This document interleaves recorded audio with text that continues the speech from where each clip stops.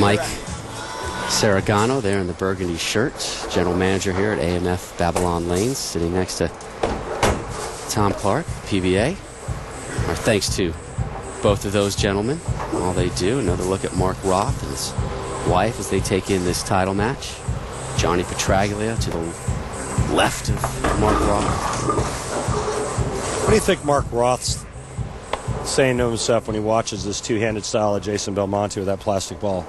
Because, you know, quite honestly, back in the day when Mark Roth dominated the tour with plastic, it was kind of like what Jason Belmonte is doing now. You know, the rev rate comparison, Mark Roth, the first prolific cranker to come out on tour and dominate. Close. Belmo cranks that rack. That's a huge drop and give me 10.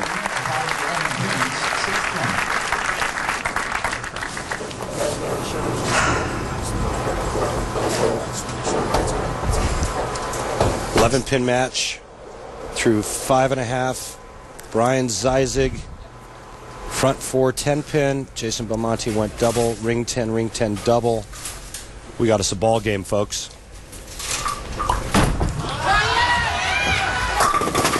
Come on, Messenger, yeah!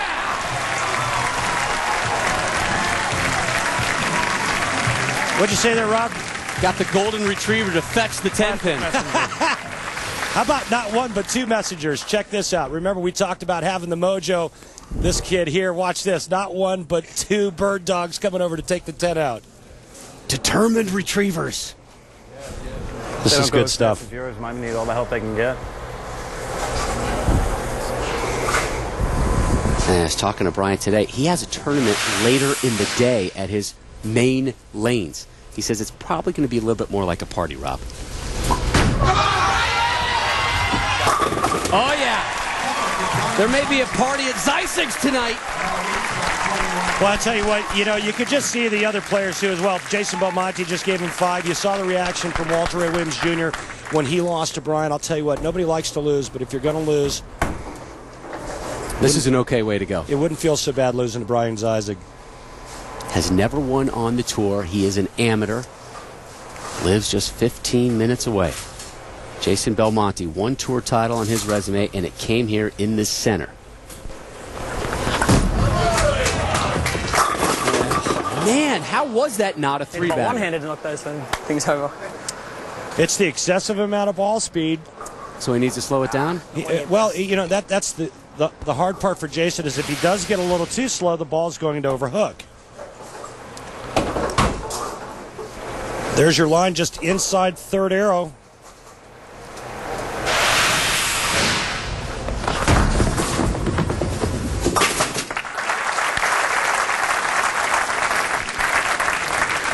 I think right now it's just a speed thing. And one of the big things that the players all talked about this week was, you know, having to reduce ball speed to get the ball reaction down the lane. Jason Belmonte didn't have to do that because of his extremely high rev rate.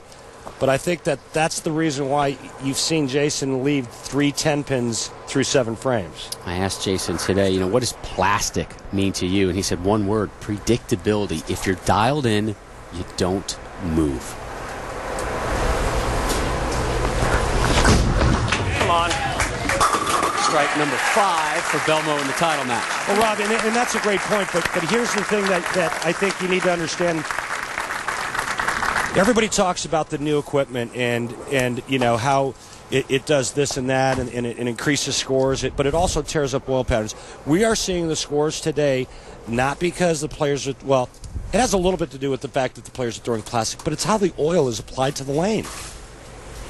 Players have a good shot. There's a good shot out there in throwing bowling balls that don't beat up the oil pattern. Left hand on knee. 10-pin stance. Do it again. And so when you have that, now the players just rely on shot making and repeatability. They don't rely on going and grabbing another ball or trying something that hooks more or less. It's one ball, everybody's on the same playing surface, and now it comes down to ability, who can make the shots, who can get their ball into the 1-3 pocket more so than their opponent.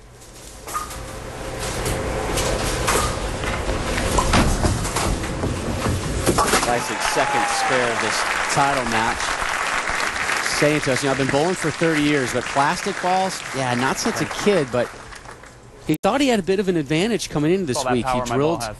a couple plastic balls about 4 or 5 weeks ago and just started practicing 2 or 4 times a week for about an hour, hour and a half, and he felt, I got a pretty good chance coming in here because I have a huge head start in the practice world as far as throwing plastic balls are concerned compared to the normal pros who are out here every week changing further back balls, than that, right? seeing different lane conditions, traveling, the wear and tear, everything. Well, and here's the deal getting up in the ninth frame. If Brian Zyzek goes 9 spare or strike, he cannot be shut out in this match.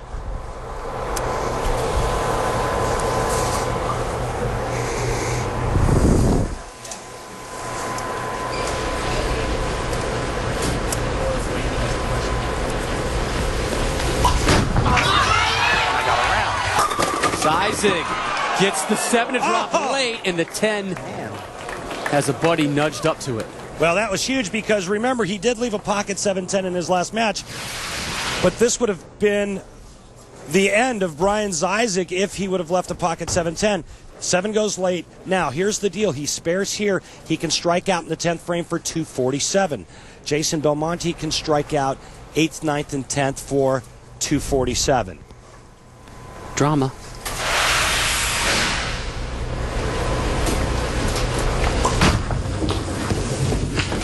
Zyzek takes care of the spare. So Zyzek sits down and Jason Belmonte steps up. Jason, you saw Brian throw back-to-back spares. What's the mentality here as you step up to close out your title match? Honestly, I'm very confident that he's going to strike out. So my thought process right now is make him do it. So Jason Belmonte saying, I'm going to strike out. Jason Belmonte's going to finish the match first. He's going to be able to put all the pressure on Brian Zyzek. Here's the thing. Jason Belmonte strikes out. He can't lose either. So all the pressure is sitting on that man's shoulders right there if Jason Belmonte can perform in the 9th and 10th frame. Oh, no. Didn't like it, but gets them all to drop. You know, we saw that in a couple earlier matches. I believe it was Mike Machuga on that right lane where the player got it a bit wide and didn't like it. You know how. And that ball just sucked up right into the 1-3. Check this out. He didn't like it off his hand. There's the turn, and there's the 6 slap and the 10 out. Big, epic-esque break for Belmonte.